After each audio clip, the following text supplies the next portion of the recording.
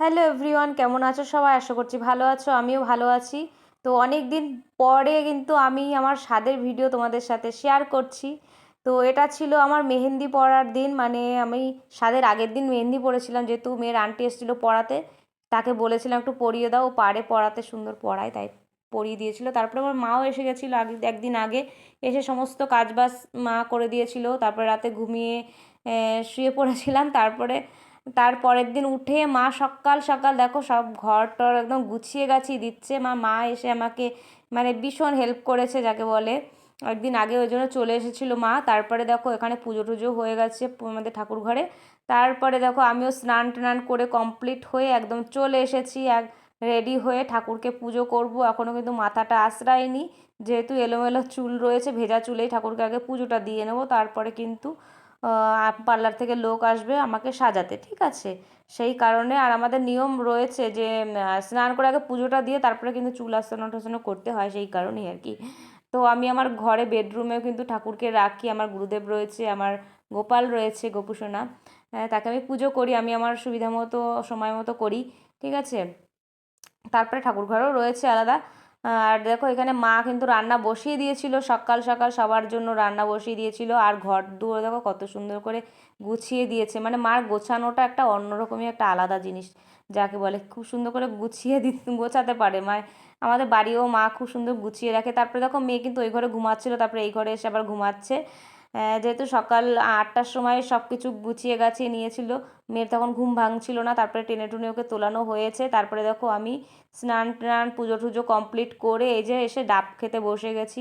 বর তো খুব বকাবকি করছিল যে না খেয়ে কেন আছো, কিছু খেয়ে নাও, নিয়মের দরকার নেই, কোনো নিয়ম মানার দরকার নেই, আগে আগে শরীর শরীর আগে।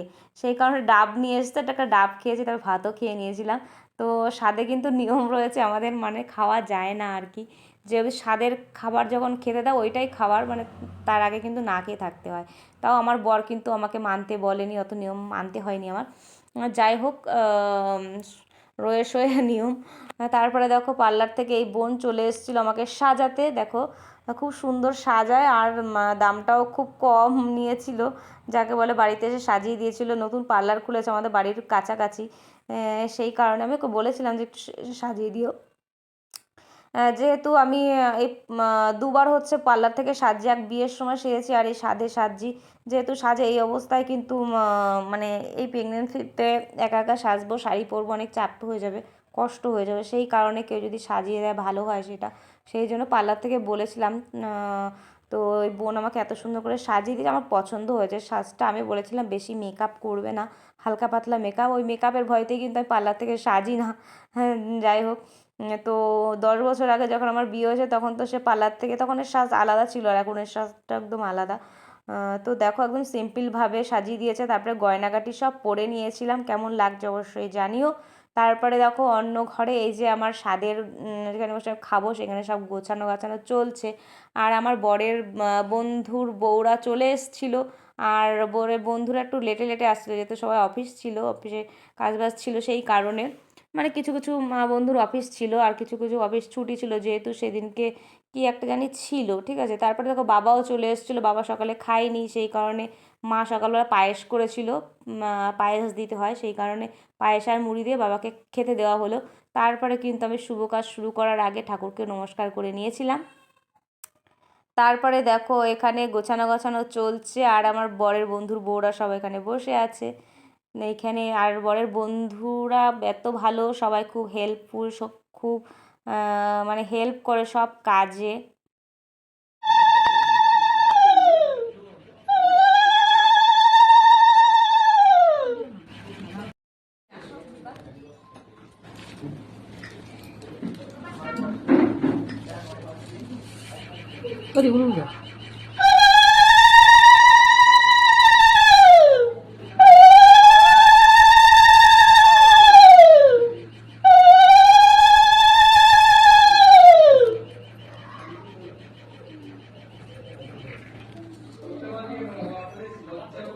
প্রিয়াকে খুব মিষ্টি লাগছে। হ্যাঁ, সানা কোথায় গেল? শানা ছিল তো এটি না, শানার সাথে খেলা কর। হ্যাঁ গো, দেরি হয়ে গেল। দেখলাম পজিশনটা ঠিক আছে বসে বসে টাকা দিয়ে রাখা জানা দিয়ে রাখা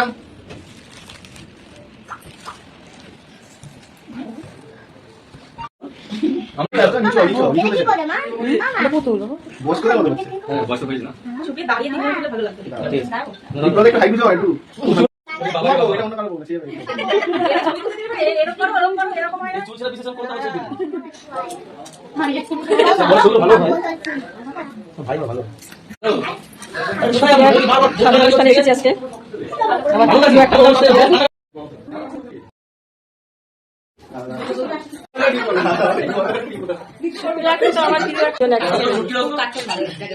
সুপ্রিয়াদের বাড়ি প্রত্যেকটা অনুষ্ঠানেই আমি কিন্তু আসি, সব জায়গায় না গেলেও।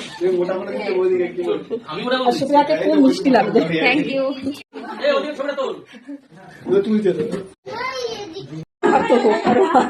তোমরা যাও।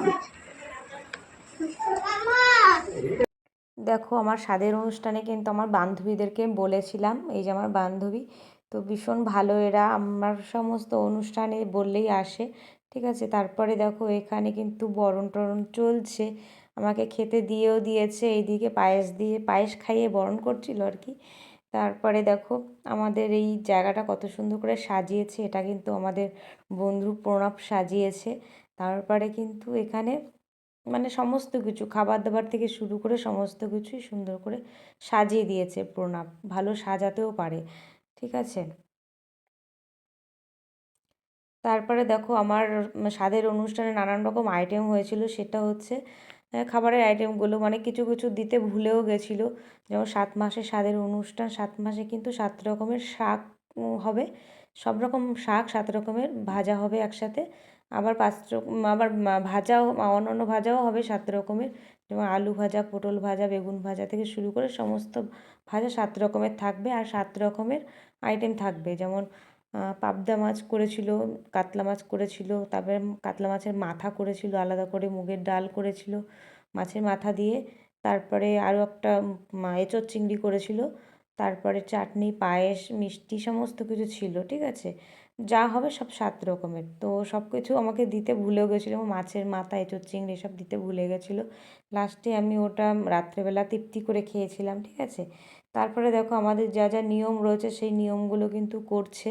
তো আমাদের স্বাদের নিয়মগুলো একটু আলাদা অন্য বাড়ির থেকে, ঠিক আছে। আমার প্রথমবার যখন স্বাদের অনুষ্ঠান হয়েছিল, পুতো আর হচ্ছে শিল নোড়া যেটা নোড়া ঢেকে রাখে, আবার প্রদীপ ঢেকে রাখে, সেটাকে তুলতে হয়, যেটা উঠবে সেটাই নাকি হবে সবাই বলে, ঠিক আছে।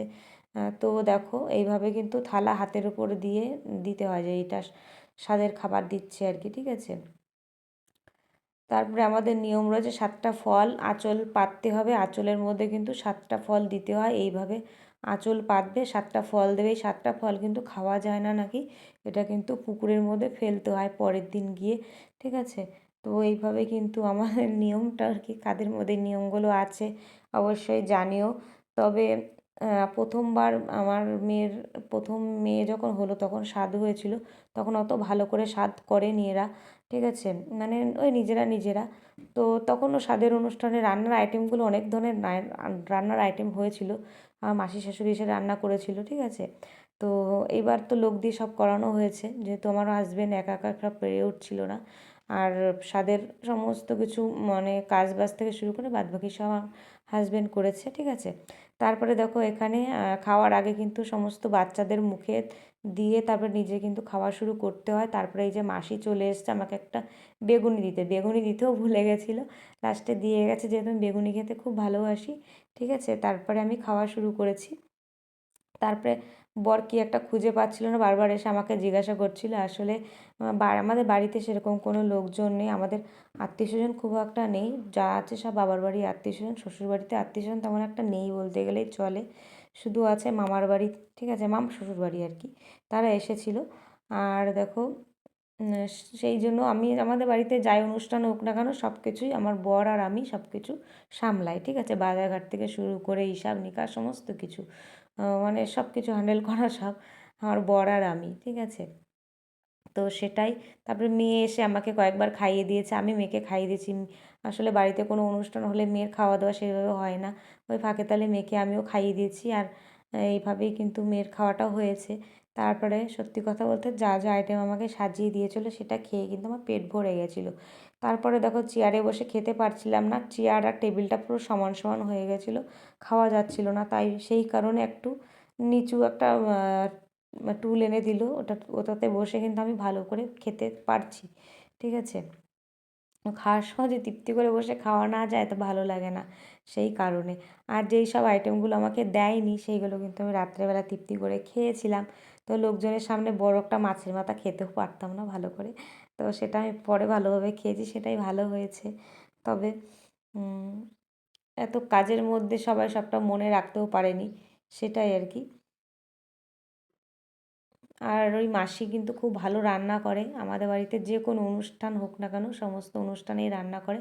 আর তারপরে দেখো এই যে আমার বন্ধুর বউ এরা বাড়ি চলে যাবে, সেই সময়টা আমি একটুখানি ভিডিও একটু ছবি তুলে নিচ্ছিলাম যে তোমরা এই প্রথমবার আসলে আমাদের বাড়িতে, এই প্রথমবার আমার বিয়ের পরেই প্রথম আসলো আমাদের বাড়িতে, ঠিক আছে। তারপরে বলছেন আবার এসো, সেই ফাঁকে আমি একটু ছবি টবি ভিডিও তুলে নিচ্ছিলাম। ভীষণ ভালো এরা। আর এই বন্ধুটা আমার বরের এই বন্ধুটা এসেও কিন্তু অনেকটা কাজে হেল্প করেছে, ঠিক আছে। যেহেতু ছাদের উপর রান্নাবান্না হচ্ছিলো, রান্নাবান্না সব খাবার দাবার নিচে নামানোর থেকে শুরু করে অনেকটা কাজ করেছে। তো আমার বরের সমস্ত বন্ধু, সবকটা বন্ধুই খুব ভালো, কী বলবো, সমস্ত কাজে আমাদেরকে হেল্প করে। তারপরে দেখো আমাদের বাড়ির লোকজন সবাই খেতে বসে গেছে, বাদবাকি লোকজনের সবার খাওয়া দাওয়া করে চলেও গেছে। তারপরে মাসিদের সাথে একটু ছবি তুলছিলাম, এই যে মাসিরা এসেছে, পেছনে আমার ভাই দাঁড়িয়ে রয়েছে, আমার মা, আমার মাসি, ঠিক আছে। তো ভীষণ ভালো হয়েছে, আনন্দ হয়েছে। আর সব ভিডিওগুলো আমি ফাঁকে তালে তুলেছি, সব ভিডিও তুলতেও পারিনি, যতটা তুলতে পেরেছি ততটাই তোমাদের সাথে শেয়ার করছি। তারপরে দেখো এই যে আমার বান্ধবীদের সাথে কিন্তু ছবি টবি তুলে নিচ্ছি, ভীষণ ভালো দুইজনে, কি বলবো, আমার তো ভীষণ ভালো লাগে এই দুজনকে। আমার যখনই মন খারাপ হয় এনাদের বাড়িতে যাই, গিয়ে গল্প করি, অনেকটা টাইম কাটাই, আমার খুব ভালো লাগে। আর বলেও সবসময় আসবে, কোনো বিরক্ত হয় না আর কি, ওর জন্য আমার ভালো লাগে। আর সত্যি কথা বলতে আমার যাওয়ার কোনো জায়গা নেই, কি বলবো, এখানে তো তেমন কোনো আত্মীয়স্বজন নেই যে কারো বাড়িতে যাব, ঠিক আছে। সেই বনগাঁতে তো সবসময় যাওয়া হয় না, সেই কারণে আমার যখনই মন খারাপ হয় এই দুই বান্ধবীর বাড়িতে কিন্তু আমি যাই, অনেকটা টাইম কাটাই, বসে থাকি, গল্প করি, আমার সময় কাটে, ঠিক আছে। তারপরে দেখো মাসিরা এই যে যাওয়ার জন্য ব্যস্ত হয়ে গেছে, বলছিলাম যে থাকো থাকো, সন্ধেবেলা যাওয়ার জন্য বলছিলাম, ওরা থাকবে না, সেই কারণে যাওয়ার জন্য ব্যস্ত হয়ে গেছে। তারপরে ভাই ওদেরকে বলছিলাম তোরা থাক তাহলে, সন্ধেবেলায় যাস খানে। তারপরে ওরাও যাওয়ার জন্য ব্যস্ত হয়ে গেছিলো। তারপরে বলে কয়ে তারপরে ওদেরকে রেখেছিলাম কিছু সময়, ঠিক আছে। তো যাক, মাসিদের কাজের যেহেতু মেসোর শরীরটা ভালো নেই, সেই কারণে মাসি চলে যাচ্ছে, আর মাসিকে আর আটকায়নি, ঠিক আছে। তো তারপরে দেখো মেয়ে কিন্তু আমার বরের বন্ধু, তো তারপর বন্ধুর বউদের সাথে একটু আড্ডা মারছিল, গল্প করছিল। তারপরে কিন্তু আমি দেখো আবারও একটু ফটোশ্যুট করছিলাম। তো এই প্রথম নয়, দ্বিতীয়বার সেজেছি এরকম পার্লার থেকে, তাই সাজটা শাড়িটা চেঞ্জ করতে ইচ্ছা করছিল না। তারপর সমস্ত অনুষ্ঠান শেষ করে এই যে চেঞ্জ করে একদম দেখো ফ্রি হয়ে গেছি, এই যে রাতের খাওয়া দাওয়া হচ্ছে, যা যা ছিল দুপুরে সেগুলোই খাওয়া দাওয়া হচ্ছে, ঠিক আছে। অনেক খাবার বেঁচে ছিল, অনেকে আসেনি। তো ভিডিওটা কেমন লাগলো অবশ্যই জানিও, ভালো লাগলে অবশ্যই লাইক কমেন্ট করো, টাটা।